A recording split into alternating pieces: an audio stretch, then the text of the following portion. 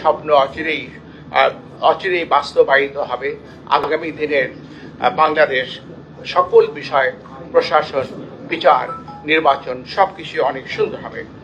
আমি আমার বক্তব্য দীর্ঘায়িত করব না, আমি ছোট একটি বক্তব্য লিখে নিয়ে এসেছিলাম।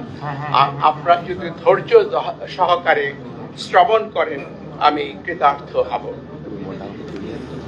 দেশের প্রথম সাংবিধানিক সাধারণ নির্বাচন 1973 সালে অনুষ্ঠিত হয়েছিল। সেই নির্বাচন নিয়েও ছিল অনেক বিতর্ক।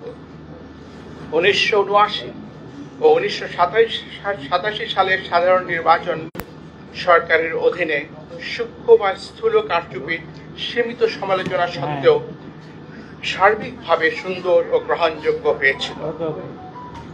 2008 সালের নির্বাচন সেনা সমর্থিত নির্দলীয় তত্ত্বাবধায়ক সরকারের অধীনে অনুষ্ঠিত হয়েছে।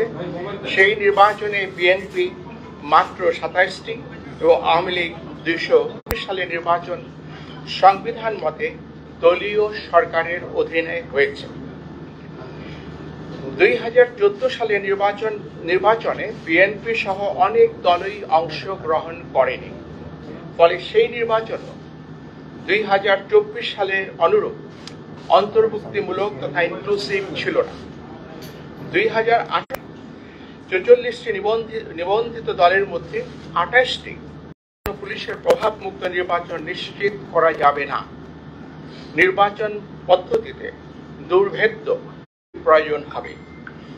1993 ছাড়াও 2008, 2014 এবং 2018 সালের নির্বাচনের বিতর্কিত সন্দিগ্ধ বিষয়গুলো বিবেচনায় নিয়ে কমিশন পরবর্তী সকল নির্বাচনগুলো সতর্কতার জাতীয় এবং স্থানীয় সরকারের বিভিন্ন স্তরের নির্বাচনে, উপনির্বাচনে ভিডিও পর্যবেক্ষণ, ইভিএম এর ব্যবহার দেশের সকল জেলায় একই দিনে, তবে প্রতিটি কারচুপি বা কাজে এই নির্বাচনকে সরকারিভাবে প্রভাবিত করার কোনো আবশ্যকতাও কার্যত ছিল না।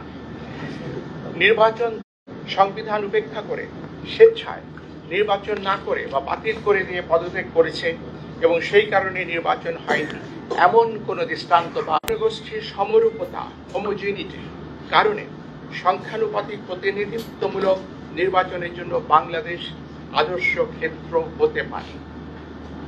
সেই সাথে নির্বাচন 4 বা 8টি পর্বে, প্রতিটি পর্বের মাঝে 3 থেকে 5 দিনের বিরতি রেখে অনুষ্ঠান করা ব্যবস্থাপনার দিক থেকে করতে চাই। আমি সহ